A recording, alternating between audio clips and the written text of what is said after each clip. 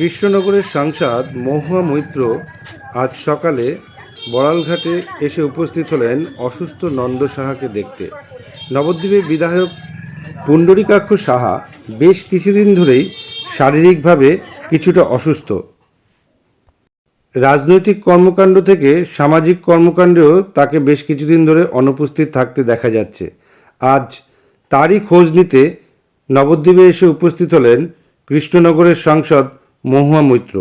সঙ্গে ছিলেন নদিয়া জেলা পরিষদের সভাধিপতি তারান্নুম সুলতানা মীর, নবদ্বীপ শহর তৃণমূল কংগ্রেসের সভাপতি তথা বর্ষিয়ান কাউন্সিলর শ্যামাপ্রসাদ পাল।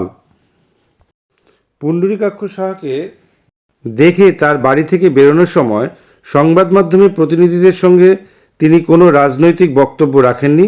তবে তিনি বললেন, নন্দদা আগের চেয়ে অনেকটাই সুস্থ আছেন।